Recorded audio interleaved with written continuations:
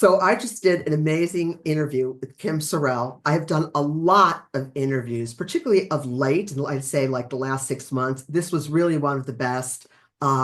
She's just a delight to talk to, asks really good questions, and you really feel an immediate, at least I felt an immediate connection. So it was great.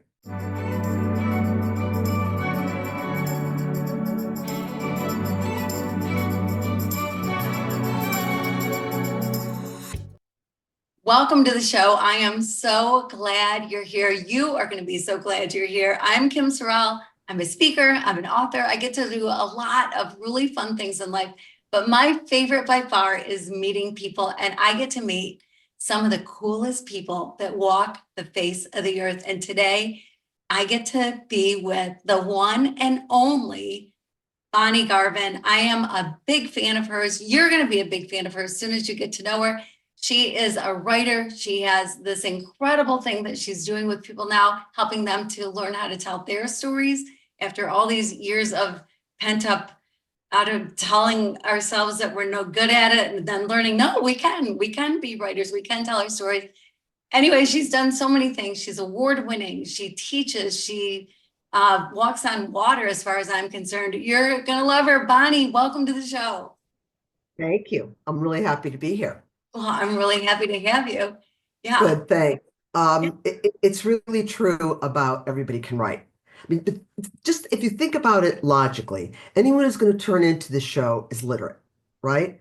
I mean, they know how to spell, they know how to write, but what happens is when you translate the write into writing, that's when people get intimidated. But it's impossible not to be able to write because you're writing in your head all day long. If you took the words, if we could just play it right into the computer and what you were thinking could come out, you'd think, oh my God, that's writing. It just, the other part of it is, do you want to be a writer? You want to write because everyone is capable of it. The question is, but do you want to do it?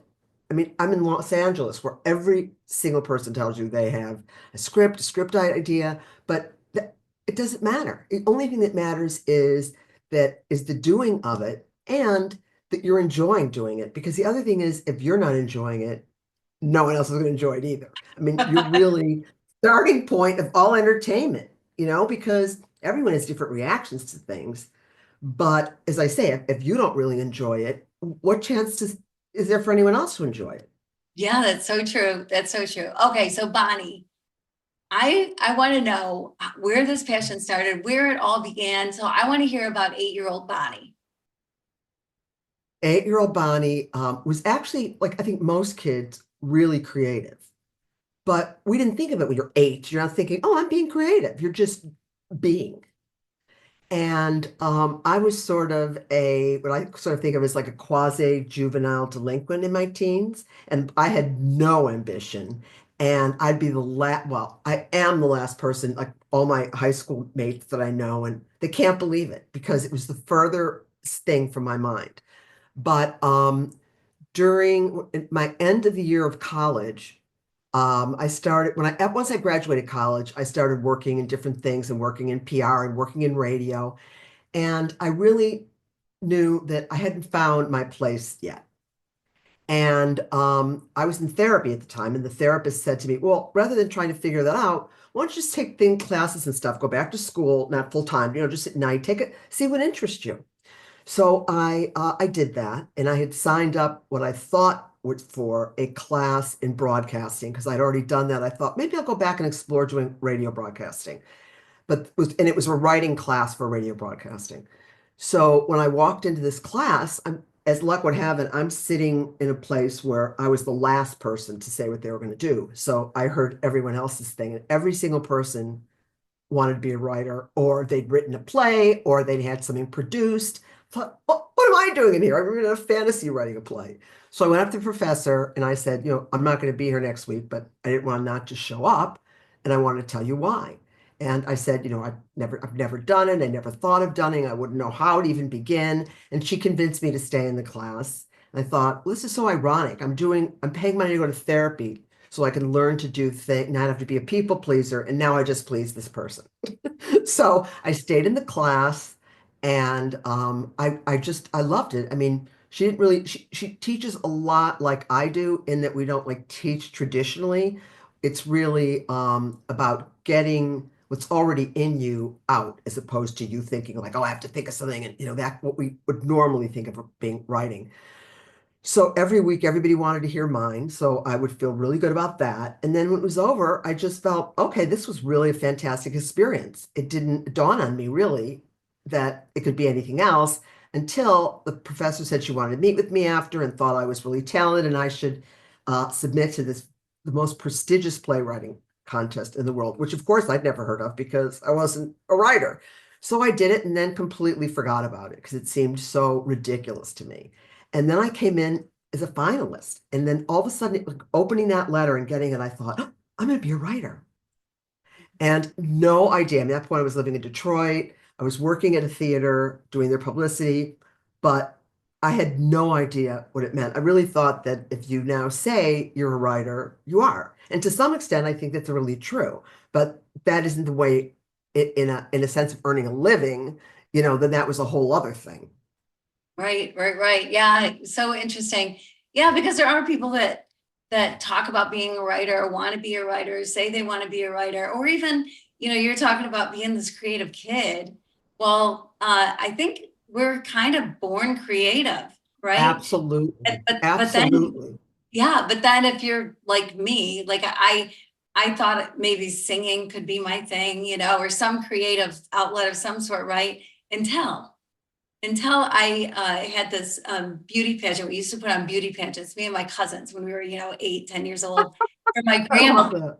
Yeah. And so we'd bring the kitchen rug out into the living room, and that would be our stage. And I, I love we're that. going through it, and my cousin Mary, beautiful voice, and she sang Amazing Grace, and that saved a wrench like me, whatever. And my grandma went, oh, Mary, you have such a beautiful voice. And then Sherry, my cousin Sherry, little cousin Sherry, she sang Paper Roses and just sang the heck out of Paper Roses. And Oh, I remember that and song. and I and my grandma was like, oh man, Sherry, holy cow, you got a beautiful voice. And then I went singing all about those trailers for sailor rent, and I gave every bit of myself into King of the Road. And I got done singing, I and my grandma love- said, Kim, maybe you could dance.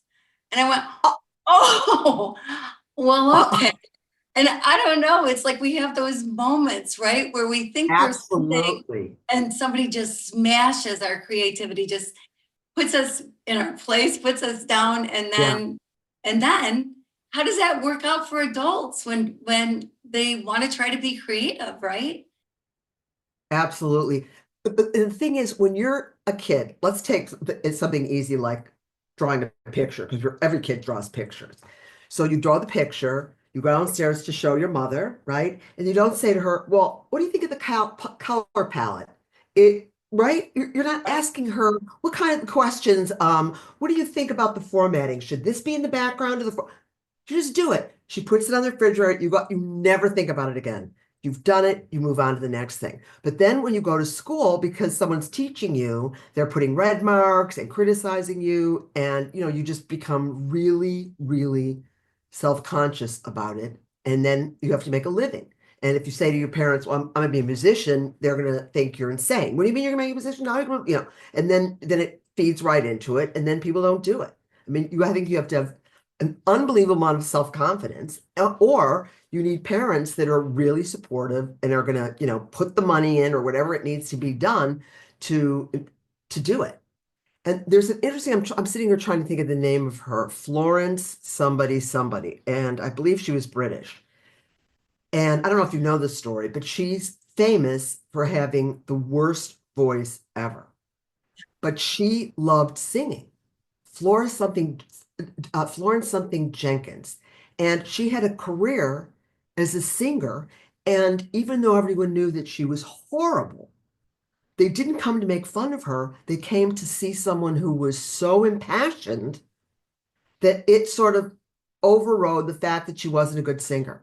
And I always thought that was such an interesting thing. And it really sort of speaks to this idea that it's got to be about for you. If I'm trying to figure out what you want and what you're going to try and do and whether someone I never met's going to want to be, how can I? It's impossible. It's hard enough to figure out what I want to do, you know? So, I think that the more you make it about yourself and giving yourself something rather than seeing something being taken away from you or making you feel bad, it's a very empowering thing. Yeah, it really is. Yeah. And I think you're so right. It's like everybody has gifts. And you hear that, right? And I look for mine for years, and sometimes I still kind of wonder, well, what is mine? I'm not real sure, hopefully it'll surface one of these days. I used to think that a lot because in some people it's so obvious, right? You Yeah, go, oh my gosh, they're so gifted, they're so talented, they're right. whatever. But the reality is we're all gifted and talented. And Exactly. it's just discovering, but how do you do that? How do you uncover, discover, let your inner child back out again? I think the first thing is to just make a list of things that you think would be fun to do. Okay. You'd like to be this, you'd like to be a chef, you would think it would take cooking classes, maybe writing class and acting. It sort of doesn't matter really what it is, because if you don't know what's inside of you, you don't know how to pursue it, right? So I would have never gotten into that class and it had not been a mistake. But you've got to be open to that to have a mistake coming. So I'd gotten out of my house, and even though it ended up to be the wrong course, it was a course, and that just as luck would have it. That's what got me going. But if you don't do anything, then there's no chance of anything ever happening. So I think that you decide what would be fun to do. I'm going to try it. Not that I'm going to make a career out of it, but I'm just going to see if I like it. So I had this woman, who was in her early 50s. She lived in London. So I have a storytelling lab, which we'll get into later. But she was one of my students. And she had, I said, in addition to this, it doesn't have to all be writing, do some other things, because everything that you do is also going to feed your creativity and feed you as a writer. So she went and took an improv class so she's in her mid 50s. The oldest person was 25 years old. She said she was so uncomfortable the first day, and then she just had the absolute most best time. And it really, she's not going into improv, but she said it made her feel so much more comfortable of just being spontaneous, of being with people you don't know, and she takes that with her wherever she goes, and it doesn't mean that she's going to be doing improv on your TV, right? So I think Right. that people have to really separate things out. But maybe she would have done improv if she loved it and kept going back. I mean, who knows? But she didn't. She had fun. That was the end. So if you look at things like what's going to make me feel good or doing for myself, then that's what I'm going to do, which is, as I say, the entire reason I created this class, because I didn't want to teach people how to write. They don't need to be taught in that way. So what I like to say is my job is to get you out of your own way and do it. Mm. I mean, Yeah. if you think of us as we're a container, right? And we're full of all this junk and knowledge and everything goes around in our head. So I like to think of like you take it out, you shake out all the contents, right? And see what's in there and then kind of pick and choose. Where does stuff come from? It comes from you. So, the more you realize that, the more empowered and confident you feel because you're not looking for it elsewhere. I love that. I love that.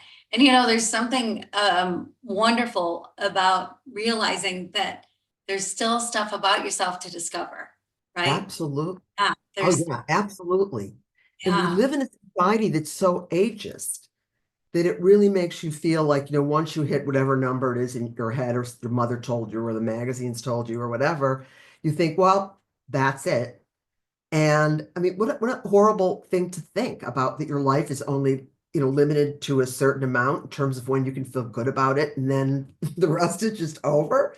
So I think that the other thing comes with aging is more confidence, right? You've learned more, you've seen more.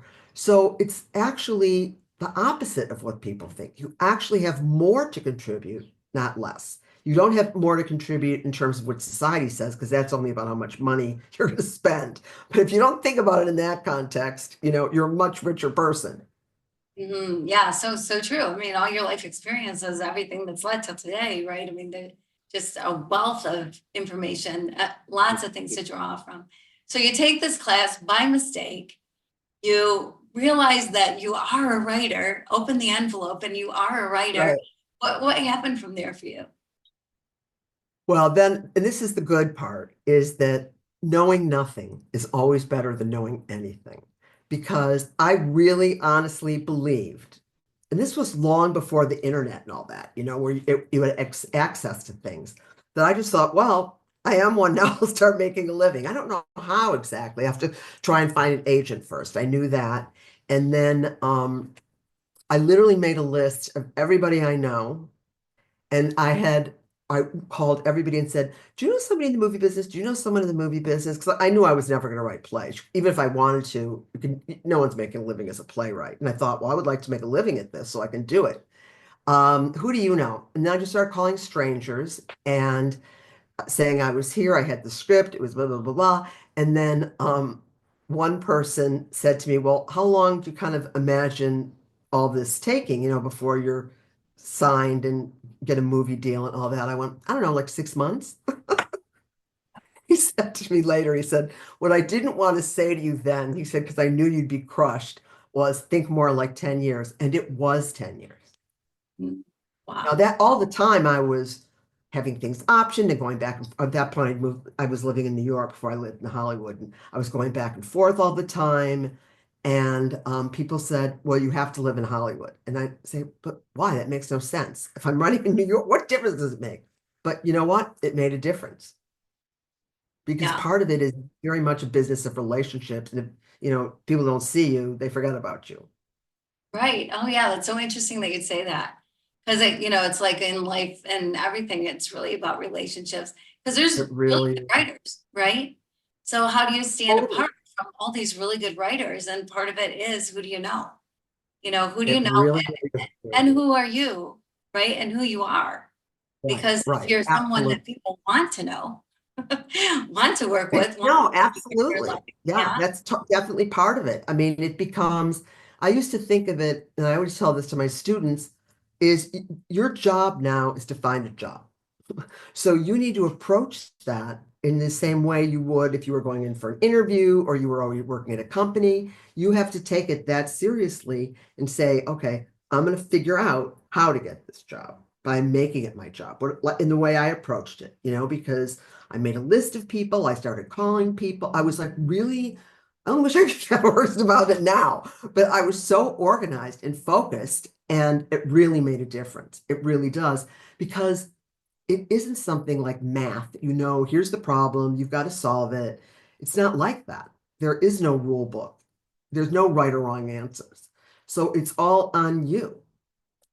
Right, right, right. And I think that's something people don't realize too. Like I've known a lot of people who have written a book over the years, and they just think their book is going to become this bestseller. Right away they're going to overnight turn into Stephen King. Like it's just going to happen.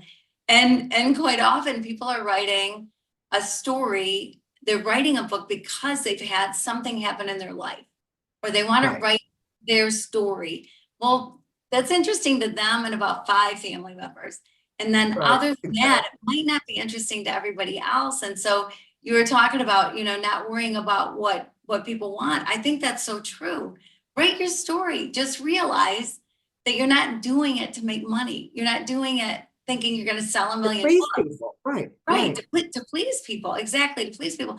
But if you do want to sell a lot of books, that's when the work starts. It's not when right. the writing happens. It's after the writing happens that the real work starts. Yeah, yeah. Uh, And I think that you've got to sort of separate them out, because there's the work, like you said, and then there's the selling of the work. And often the selling of the work has nothing to do with you. You have an agent or manager, whoever's doing it. So that's completely out of your hands. And I mean, how many bad movies do you see? How many shitty books do you read? Lots. And they made where other ones that you read are fantastic. I had a friend who had already won an award. It was a journalist, and he won an award for some nonfiction piece he did for journalist, true story about, it doesn't matter what it's about, but he won this very prestigious award. And he'd always wanted to write fiction, but had only written nonfiction. And he finally decided he was going to write the book. Took him 10 years to write it, 10 years of research. The book comes out, the most amazing reviews you could ever want, ever. This is genius. He's this, blah, blah, blah, blah. Meanwhile, he sold like 3 copies. So now he's miserable anyway. I mean, this is the thing. You can't win in the way people imagine it. And the more you sort of accept that, then you're going to be a lot happier than, if you sell books or it's not published or whatever. You only have control over one thing. You fantasize you have control over all of it. You think you have control, but you don't. You only have the control over the thing that you are writing, nothing else. So if you are going to write, then you should be writing about things that you really, really care about, because then you're at least going to get the satisfaction of it. And the other thing is, you don't know what people want to read. I mean, nobody knows. No one knows. People spend hundreds of millions of dollars making movies and never make their money back because they don't know that people want to see it. And it's also timing. So I just talked to someone about there's a movie called The China Syndrome. I don't know if you've ever seen it. And it's a movie about what happens in a nuclear emergency if something goes wrong and can't be undone. And everybody was like, who is ever going to go see this movie, right? The day the movie opened, there was an incident called 3 Mile Island, okay? Which was literally, it was like they took the script and then so that happened on the same day the movie was released. Here they're predicting a bomb and it became this massive hit because it was just totally timing. So, I Right. mean, there are all other influences that you have that you don't know and you don't control. So rather than trying to fight the fight you're going to lose, why not just do something that's making you happy for doing it? Mhm. Right. Absolutely. Absolutely. Yeah. I think that that's so true and such a great attitude to have because first of all, it should be fun. I've also known authors that it's like tedious, like, oh my gosh, I put it on my calendar, I can't get it done. And it's like, well, where's the fun in that? When it Totally. becomes this routine that you have to, this thing that you have to Yeah. do rather than want to do, like, Right. I don't know, where's the fun? You've stolen the fun away. In fact, Really true. my second book, I was traditionally published. I self-published and got with the publisher later with my first book. My second book, traditionally published, and so there's a deadline. And Yeah, I'll tell you, I wrote entirely differently, or I thought about it entirely differently once there was a deadline. totally. Right? I mean, it like put the stress on me, like, oh my gosh, how much do I have to write a day to get it done in time? And what if I don't make the deadline? And it was a whole different kind of pressure. And it's like, Yeah. God, I just like to write. Yeah. No, it's really true. It sets up a whole different kind of expectation. And I think that, with anything that's creative, there's so much magical thinking that goes along with it. And like my husband will always kid me that, when I have a script idea, like 10 minutes later, he said, you're picking out your Academy Award dress. And it's really true. Haven't in the script, but I'm already shopping. I mean, there's a part of us that all do that, which is good that because it gets us motivated. But after you're motivated, then you have to put it in some kind of context. Right, right, right. Yeah. Oh my gosh, I love that. I'm going to start dress shopping every time I start a book now. That's so good. And Yeah. it's Oh my so gosh. true. It is. It's so true. It's so true. And there is something about doing something that you love. I think like our parents' generation probably and generation before, like they'd get a job and that'd be their job for their whole life. Yeah, That'd be it. They'd retire. They'd, I don't know, put their feet up and watch sports. I don't know, whatever it is they did, right? Like it was just staying at one job. Now we're right, more transient. Like people are not, this isn't the job for them. What's the next or whatever. But where's the dream within the job right. search? Where are you living your dream? Where are you really living your best life? And to It's live not at your best work. life, no, it's not work. It's not work. So what can you do that maybe can bring you money that isn't work? Right, exactly. I think that what happened during COVID, when we all stopped working, everybody woke up one morning and thought, wait a minute, what the hell am I doing with my life? I'm wasting it. I have no time for myself. And you don't even think about not having time for yourself because you don't have enough time to think about not having time, right? And Right. as soon as COVID happened, I mean, I think people really woke up to this. I got to do something else. So I knew I had to do something else because I was teaching online my screenwriting classes through the university, and it was so miserable. It was such a bad experience. And I thought, if I keep up this way, I'm not going to want to teach ever again. And I thought, well, it's in the same way my attitude about writing. I thought, I'm going to do this, but I'm going to establish my own class with my own rules and what would be fun for me. Because if it's going to be fun for me, same thing, it's likely to be fun for someone else. So I didn't want it to be a writing class. I kind of thought of it as the bridge between I'm scared to do anything and wow, I can do anything. Because I didn't want to make it think, again, as a writing class. We do writing, but I'm not giving you notes. I don't give a damn how your spelling is or what tense you're using. It's not anything about that. So that's why it's only 6 weeks. So over 6 weeks, I do a number of things with people through prompts and things that are very unexpected. So the people aren't writing in a traditional way. You might be telling a story, for example, through pictures that you draw. I had one woman who now has finished a graphic novel on grief that was already, she's never written anything before. She'd never drawn a picture. She had never seen a graphic novel until she came to my class. She's now written and drawn, having never drawn, a a story on grief that she went through with these unbelievably horrible experiences. And it's already been featured. She's already been featured in the Times of London magazine, which is this huge magazine. And now it's being shopped as a mini series. I mean, and I love to use her and one other person. I always call them, I say that they're my poster children. I very rarely get men. And I think that men just sort of operate differently than women, obviously. So I got one of the guy, only one of the three men I ever had was recently. And when he was all done with the class, a little while later, I got this beautiful letter from him. And he said, "You have no idea, you've changed my life. I've always wanted to go to architecture school. I never believed I could make it. As a result of your taking your class, I've already applied." Wow. It has nothing to do with writing, being an architect. But this is the whole point. You don't know what you're capable of because you haven't tried. And we all go through this. I can do this, I can't do this. Maybe I can do this. I mean, I certainly do. Mm. It was like about, I'd say maybe 10 years ago, I was visiting a friend in the Catskills. And I'd forgotten my Kindle, and I'm so used to reading in a Kindle. And I thought, well, I have to find a book, but one that I can read where the print isn't so small. And I picked up I don't know if you've read the Patti Smith book, Just Kids, about um, her relationship or friendship with Robert Mapplethorpe before either one of them were famous. And so they met in New York, and they would like go out to some shitty job all day, and then they'd be standing on the platform of the subway station, ready to go home, and they'd find a bottle cap and they'd pick the bottle cap up and go home and turn it into art. I mean, they just did stuff.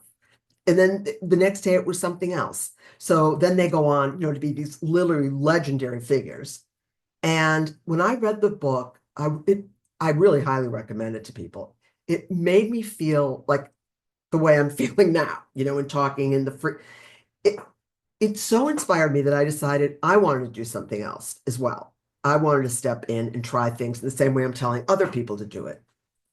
So I made a whole list of what I could do, maybe could do, never was afraid of doing. So I did the whole thing, and I finally came up with art, that I was going to take a painting class. And my husband, who was enormously supportive, said to me, "Bonnie, you're so bad at drawing. Why would you ever want to do that?" I said, "That's why I want to do it, because I'm not going in with the expectation of being good." And now I've been doing it for 10 years, and this is the truth. I cannot draw a straight line to this day with the ruler. I mean, I cannot. My art teacher, we always laugh about it. But meanwhile, I've sold paintings, I've had shows, and it all happened not because I decided I wanted to be a painter and have an art show. It never, ever occurred to me that that would happen. So you really, you don't know what you're capable of. I mean, the fact that I couldn't draw a straight line has nothing to do with anything. It doesn't. I mean, then you get the ruler and you learn how to do it. Or my husband will always say to me, I can't believe you're so good, but I'm only good because it's practice. I mean, we talk about the thing about genius and all of that. There are people like that. Mozart, okay, was a genius. But most of us are not geniuses. We're just people like me. But that doesn't mean that because you're not a genius, that you don't have some talent in you. Because talent also comes from practice. I mean, Mm. I see that with myself, particularly with painting, how it's really because it's so visual. It's one thing when you read something, but it's really helped me. And one thing feeds the other, so I feel like I'm a better writer as a result of the painting. Wow. So Yeah. Well, and you are so good. Holy cow. I've seen some of your paintings. You can see them online. Beautiful, beautiful, beautiful. And I could see where painting would help your writing because it's a different expression, right? It's like a different exactly, muscle that you're kind of it's working out really that true. feeds into the other. Yeah. Yeah, and Wow. I think if people, I think particularly women, because we have a lot more responsibility than men. We have families to worry about, houses to worry about, parents to worry about as they get, I mean, that all goes to women. So where's the time for you? There isn't. And the only way there's ever going to be is for you to take control of your life and saying, I'm not going to live it this way. I'm going to have an hour a day or an hour a month or whatever it is, and I'm going to do whatever I want to do. And that's going to fill me up so that I can do those things. And I also see, you can see I can really talk. No shyness here. That I think one of the best gifts my mother ever gave me was she was the only mother that worked. She built her own business from scratch. She had this identity, people knew who she was. I always was really proud that she did that, and it taught me that I don't have to be like the other mothers who were sitting home. I mean, I think to myself, if this is life, sitting in that house playing mahjong or whatever people do, I'm not going to be having a very happy adulthood because I knew I did not want to do that. And I saw my mother, and it was a great role model. And I think that it's also healthy for kids to see that your mother isn't just this one dimensional thing and to really see her in a bigger picture. I think you get more respect out of your kids for that. I really do. I don't think we're doing anyone any favors by being martyrs. Hmm. Interesting way to put it. Yeah, yeah. And if it's your thing, like you're just so passionate about being home, being with the family, whatever, there are so many things that you can also bring into that, Totally. right? Like it's because it is wonderful. If you can do those things It and is wonderful. that's awesome. But there's so many things you can also do. It doesn't have to be a this or that. Not either or. Yeah. Listen, my stepdaughter taught herself how to watercolor, which is really hard, online. She takes online thing. Nowadays you don't have to leave your house. So if your baby's sleeping, right? No one's suggesting you abandon the baby's sleeping, go online, take a watercolor. Listen, my class is online.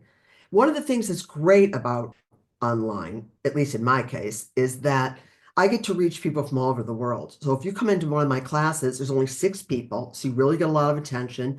And I was laughing. One class, I had someone from England, someone from Scotland, someone from Ireland, someone from France, someone from Switzerland. I mean, it was like it was like the United Nations. And you get all these different perspectives. I mean, I'm always amazed in what I learn from people who don't live in this culture or in this country.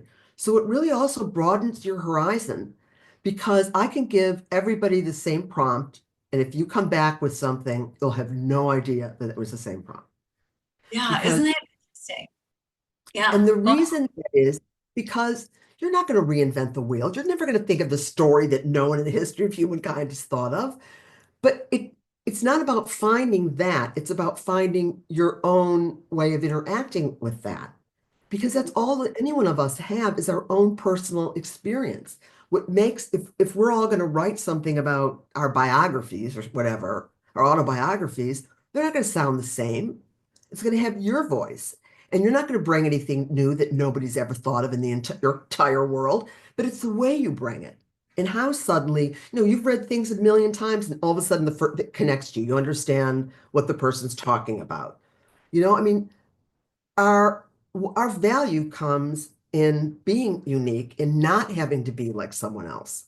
I think it was Denzel Washington said something like, don't worry about what people are thinking about you because they're not thinking about you. It's so true, right? Yeah, yeah, What is so yeah. and so going to think? What is so and so going to think? Nothing. Right, right, exactly, exactly. And what a freeing thing that is to realize they're not Totally. thinking, people are not thinking about. I heard recently that when you're 20, you worry about what everybody thinks about you. When you're 40, you don't care anymore what people think about you. When you're 60, you realize nobody is thinking about you. And It's there's right. such a freedom in that to realize everybody's wrapped up in their own lives. Who cares what Exactly. people think? Like to get to the other side of caring what people think is huge. Oh my God. I think it's like literally the life struggle of people is getting to the other side of that. And you think, we're sitting here talking about it and it sounds so easy. Yeah, try and do it. I mean, it's just, I Right. don't know. I mean, it's like baked into us to be worried about what people think. It My mother is. would always say that. She would always say that. I don't know if other mothers did it. She would always say to me, what is so and so going to think? And what is so and so going to think? It's Yeah. nuts. Yeah, yeah. Well, I think it is kind of baked in, and I don't know, media makes you think that people are thinking about you, Oh, right? absolutely. Absolutely. Yeah, Yeah, it's been a really sort of twisted relationship with all of that because of it. It's like you're have the fear, you're bumping against the fear, then you're perpetuating the fear. It's just yeah, a vicious cycle. yeah, yeah. Speaking of which, I read where you said you were in a 30-year abusive relationship. Oh, Are it you, was like it wasn't that kind of abuse. It was abuse with my right? with my oh Yeah, yeah. yeah. Not that kind of In abuse, relation but with my writing, yeah, exactly. And I yeah. let it take over everything and judged everything by it. And it's very funny you said that because some people misunderstood it because they only read that headline.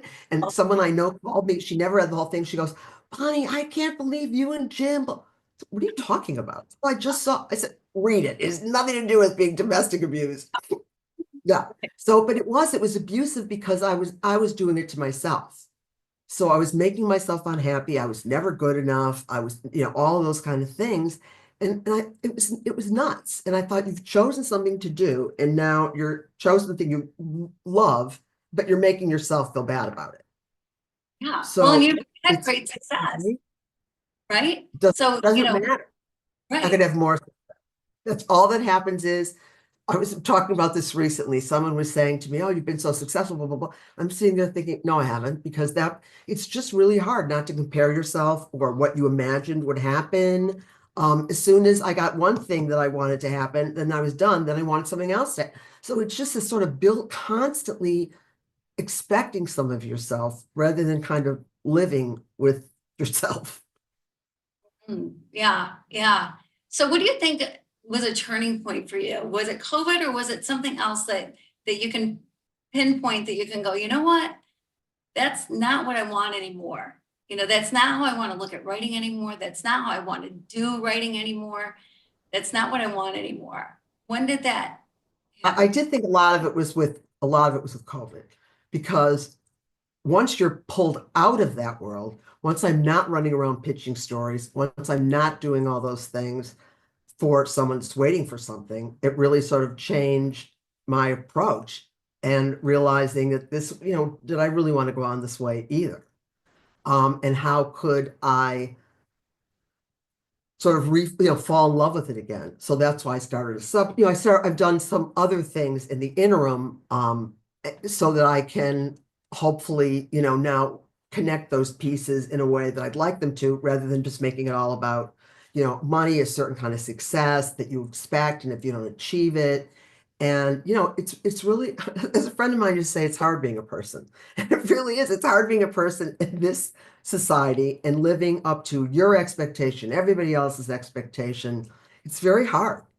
And so I try best I can to sort of stay in the moment and do what I can today and, have things that I want to do and goals.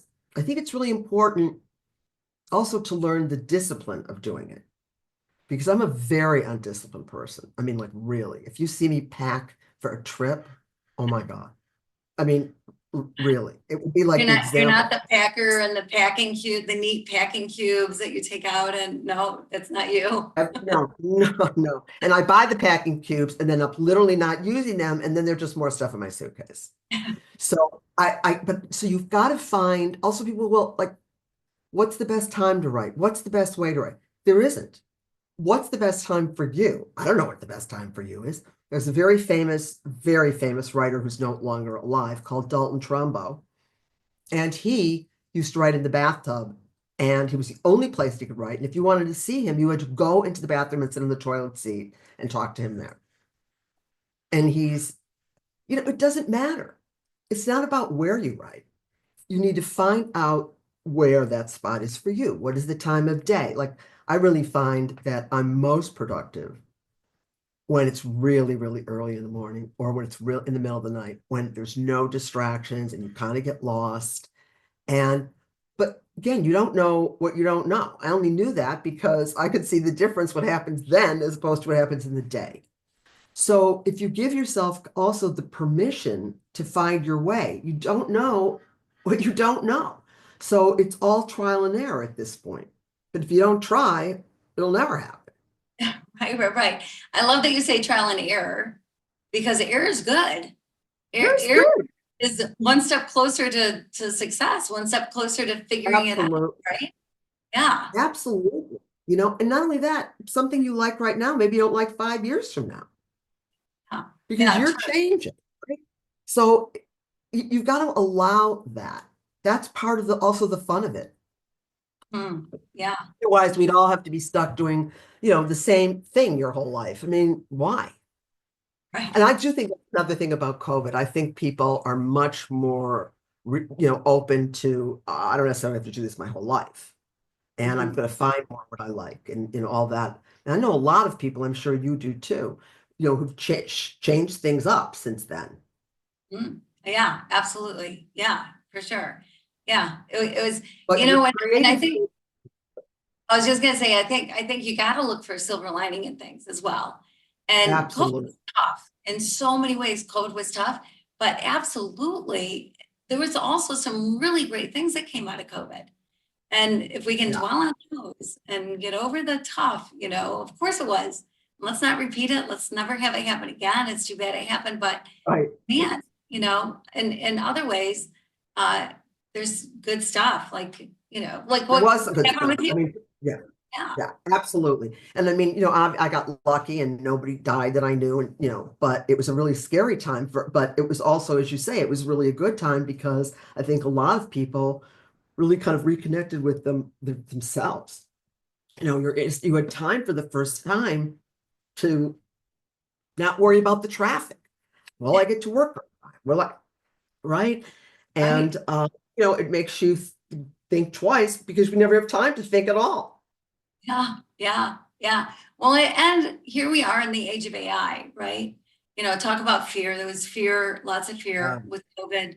Fear can be so crippling and not good. There's really kind of nothing good about fear unless you're running from a grizzly bear or something. And hopefully you're not doing that.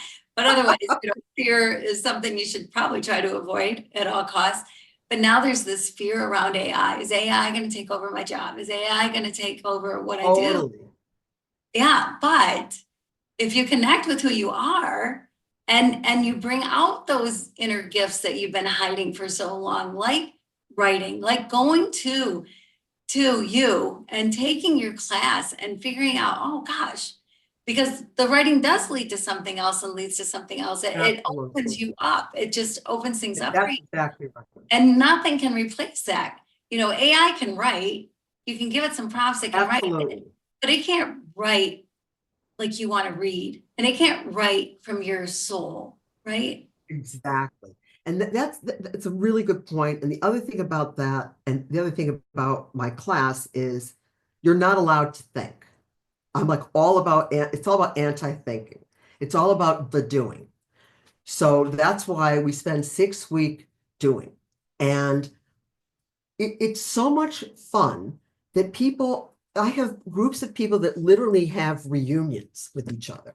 I mean, they call themselves Bonnie's Babes, and they meet up places when they're in each other's country, and it's such a great experience. And some of them, as I say, have gone off and done other things and written. Other ones have just gone back to work and to the regular job. I have one woman who's a doctor in the NHS, the Public Health Service in London, and she just started a podcast from the hospital about hospital life and talking to and she said, I would have never thought of that because it's not about writing. The class is about opening you up.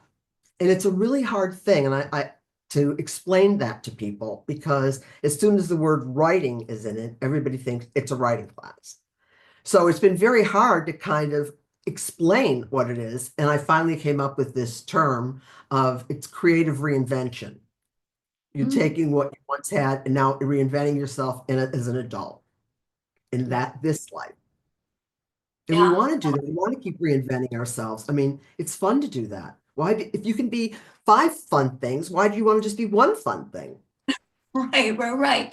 Yeah, because we should evolve, for goodness sake. Like, be constantly learning and constantly growing. And I think that we look at people of a certain age and we think, or if they say they're retired, we think, oh, they're tired because they're retired. And it's like, oh my God, that's where all the wisdom is. That's, all those people who've lived longer, they know more. We should be drawing on that. We should be tapping into that and tapping into that in ourselves. Because holy cow, I've often thought, Bonnie, like there's these books, what to expect when you're expecting, and how to raise a toddler, and the strong-willed child, right? And adolescence, how to deal with teenagers. Then it stops. But there should be a book on getting through your 20s, because it's different than your 30s. There should be a book on that. There should be a book on every decade. If anyone's listening, write a book for your decade. It's really true. Yeah. It really is true. Right. And I'm a different person. Like I think of, my 20s as like, I don't know, 10, 15 Kims ago. Like that was a long time ago. Hopefully I'm doing this life thing better. Hopefully I know more. Right. Absolutely. Of course. And the other thing that someone was talking about, some friends of ours moved here from Detroit. I mean, literally, I know them since I've been a child. And they moved here recently because they have their son has a child and they wanted to be near the grandson and the son. So they moved out here. And they had to kind of find a whole new life at this time. And I really wondered how that was going to work out for them. I mean, plus you're in LA, you're in this vast place. And, I mean, I have to give them such credit for being willing to try. And when you're willing to try, I think that you bring I mean, it's going really well for them, but I think it's because it's the attitude that you bring to it. And if you're learning something about yourself when you write, I mean, even if nobody ever has to see it, I mean, you're learning about yourself. And that's what life is about. If you don't understand yourself, you can't understand anybody else in the world you're living in. So, what harm is there in doing it? Open yourself up to something, try something, take storytelling labs, see what those stories. Oh, I know the other part about telling about the friend was that she went to something for the grandson. It was for grandparents. And the person was really trying to encourage them to write. They said, because when you're gone, your grandchildren know nothing about you. And they'll want to know if you're leaving them a gift. So, because how are they going to know what life is like now? With 30 years, they're not going to know. The baby that's being born today is going to have no idea what it was like the 1980s like, or whatever it is, right? And you want to share that with it's a gift to your family. Yeah. It's beautiful legacy gift. I think about that often with my grandparents. Like, why didn't I dive into their brains more? Like they would tell stories, right? They would tell stories, but to put it all together would be amazing to have those stories. Oh my gosh, yeah. Even if you're just you don't realize it. Yeah, absolutely. Because you don't realize it until they're gone. I mean, and then obviously it's too late. I felt that way about my grandparents, then about my parents. And you suddenly realize how little you know about the people that brought you into the world. Right. Yeah. and your heritage and your what's happened Yeah, before you, what got you right. here, like the struggles. I mean, Absolutely. people went through so much so that you can be here, right? So Absolutely. yeah, Yeah, you don't even know, and you don't even know what that is, except in the big thing, and you know it was hard. Other than that, how is it hard, right? We don't know. yeah, exactly. Yeah, I love it. And those kind of things I imagine come out in your classes. Absolutely. Yeah. And I really want people to work from their unconscious because as soon as you're working from your conscious, it's over. Because 3 minutes in, you're going to be, oh my, this is terrible. I'm going to start again. Why did I do it to begin with? So I really work with people on getting past that, that trusting that what you need to know is already there. You're just the vehicle through which it's coming. And I honestly believe that. I always say, like, when I'm writing, or even if I'm kind of painting, I don't exactly feel like it's the same person that's sitting here talking to you. I go into like a different space. I don't want Yeah. to sound too woo, but it's really true. And I think No, that you're it's often, I mean, I often surprise myself when I'll go, wow, I didn't even know I thought that or could say that, whatever. So that also makes it fun. yeah, no kidding. Yeah, I do the same thing, or I'll read it and go, "Hi, did I write that? That's pretty good. That's not Yeah. bad." Isn't it amazing? Yeah. When you'll come across something like that, I'll go, who wrote that? And then I realize, "Hey, when did I do that? Yeah. Yeah, it is funny. And how what an escape. It's like better than the best vacation when you Oh get my into God, it really zone, is. into that space where the whole world around you is quiet and all you're doing is typing, writing, painting, whatever it is that you're doing, and you just get lost in Absolutely. it. Oh man. Yeah. I mean, that's better than the best therapy in the world, I think. Yeah. No, it's really true. And I mean, the other thing is, I think all of us, life has become so unbearably stressful. We really need somewhere we can turn it off and just sort of make ourselves happy again. Yeah. Right. Right. 'Cause happiness is good. It's good to be Yeah. happy. Yeah. Yeah. It really is good to be happy. Yeah. Well, and when you're happy, you're much more likely to be around happy people. Absolutely. Who Absolutely. doesn't want to be around happy people? Yeah. Absolutely.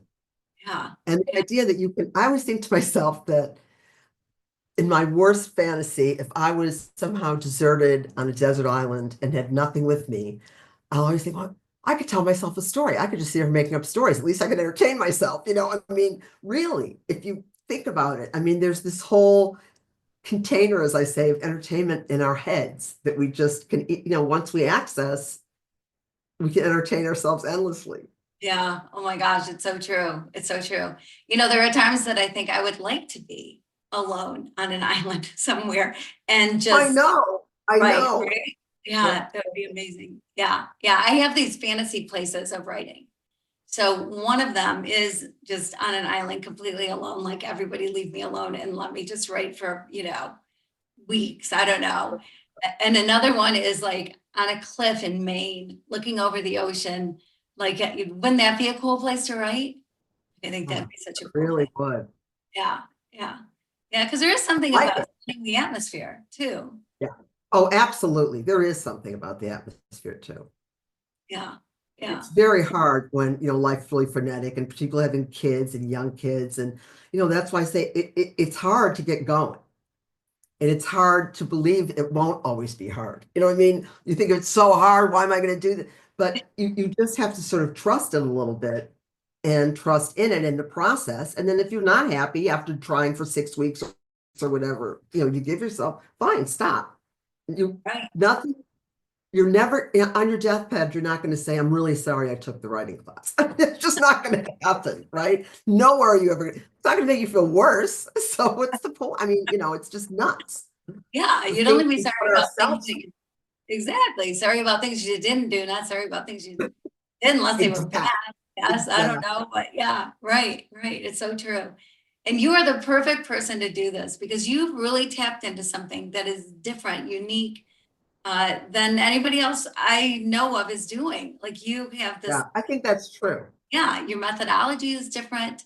The way you think about it is different. The way you are with people is different. And the way you've structured everything, structured this unstructured thing is amazing. So how can people get involved in it and find out everything there is to know about the wonderful and incredible Bonnie? Thank you. So I have a website. It's storytellinglab.online. And there are a lot of testimonials and things like that. And what I generally do, there's a little form that you just fill out, and then I'll schedule a 15-minute free consult with you. I want people, like how we've just talked about it, maybe they don't know that and they come in and expecting they're going to write a novel. I don't want anyone to do that. I want them to know and feel like this is a good fit and that they're comfortable with everything. So we'll have a little chat, and then they'll start the next class. It really depends, like whenever they fill up. So then I'll start another one. So it's usually every couple months, another one will start. Yeah, yeah, which is great. So, And yeah. and like you said, it leads to other things. It's not a writing class, even though there's writing involved. And it leads to other things, like the guy who's now an architect, or or painting, or whatever is happening in people's lives. And improv, I love the idea of I did too. I almost thought to myself, I might want to do that. It I sounds know, like so much fun. doesn't When you it? start imbuing it with all this thing, like I'm going to take an improv and, oh my God, what if I'm bad? What if they don't hire me for the show? I mean, don't go there. I mean, just go, I'm going to do this. And if I enjoy it, I'll go back the next week. Right, right. Well, what's funny is sometimes I hear people who are afraid of success. Oh, geez, well, what if what if they want me everywhere, and how am I going to possibly? And it's like, holy cow, don't fear success. Success Right. doesn't happen overnight. There's, Or that is for sure. Right. and so, you kind of grow into it gradually, and good for you. If you're successful, good for you. Absolutely. Don't fear Absolutely. it. You don't be afraid of, Yeah. don't not do Yeah, something. they'll not do it for that. I'm afraid to be Right. successful. I'm not doing it. I know. Yeah. Yeah. What if I make a lot of money? Oh my gosh. Yeah, exactly. Yeah. Yeah. Oh my gosh, it's so true. So uh you're one of a kind, and I have so enjoyed Thank you. talking to you, and I enjoy all the other stuff you're doing, because there's other places that people can find you as well, right? Like Substack. Absolutely. I'm on Instagram, Facebook, Threads, Blue Sky. Oh my God, LinkedIn. Yeah, I feel Yeah, like I all the spend my places. life posting things. Yes. Right, right. Yes. So find me in any one of those places. You also can just email me directly at garvinstorytelling@gmail, and I'll answer any of your questions that you might have. So yes, I'm available. Not 24 hours a day, but 20. Well, it's a whole nother conversation, I think, is the not being available 24 hours a day. I think that's something too Exactly. that I've learned over the years, that it's okay to turn the phone off. It's okay to turn everything else off, and because people can leave a voice message, they can send a text, and you Oh can my get back God, it's later. insane. It's Yeah. insane. I think I'm right about this. Is it France that has a law that you can't call your employees after 6 o'clock at night? That Oh, you really? can't think about it. People are being called at 2 and 3 in the morning. Yeah. I mean, Right. it's insane. Who's getting paid enough that you're going to get up at 2 in the morning to take a call? Right, we're right. And you're taking a call about something they want you to do the next day. Well, how about you tell them at 8 o'clock the next morning, right? Like, what are you going to do about it at 2 in the morning? But yeah, but No, it's, yeah, everybody's got to learn how to set boundaries now, that we're not used to, but we got to do that. yeah, absolutely. Yeah, yeah. Boundaries are a big deal for sure. There's no doubt about that. But yeah. So what else in life are you doing that is just you're loving right now, that you would say to people, man, you got to try this, besides all the other I fun do things? a lot of reading. Yeah. Yeah, because I mean, particularly for writers, the more you read, the better that you are Mhm. at it, right? Yeah. And I'll just spend time with friends. I like to cook. I'll do like different sort of outlets for creativity. Take a cooking class, or hook up with some other people and have my friend and I created a game that we're trying to get off the ground. I mean, I just the other thing about getting older is you become fearless. I mean, so what if it doesn't work out? The sun will still Right. rise. It's Right. Right. Right. Exactly. Exactly. Might as well try it. Yeah. I love your exactly. attitude. It's so true. It's so true. Yeah. Yeah, I mean, come on. What are we here? I'm not on the planet to work to make somebody else rich. I mean, that's not what I'm trying to do here. So you've got to figure out what's going to enrich your life, not necessarily monetarily, but emotionally, which is something, in our society, we're just not encouraged to do. And then because it's something, all about making money. yeah, right. So true. Bonnie, this has been fantastic. Thank you so much. Oh, I really enjoyed it, Kim. God, the time went by so fast. And I know. yeah, it's crazy, right? All of a sudden the clock is saying, oh my gosh, we gotta go. I But know. pass this episode on. Let people know about it. Let people know about I Bonnie. definitely Look at will. the website. Yeah, like people, Totally. everybody watching, like Bonnie is amazing. And this gift that she's giving, this is incredible that you get to spend All that. 6 weeks with her. And it's just amazing to me. It's so generous and it's so kind that you're doing this. It's so fabulous. I just love it. Look her up. Everything will be in the show notes. You can get all the information you need on her to figure out where to contact Bonnie and have that 15-minute phone call. And thank you for joining us. And I just pray that until we see each other again, that you keep your heart open and live your love loud.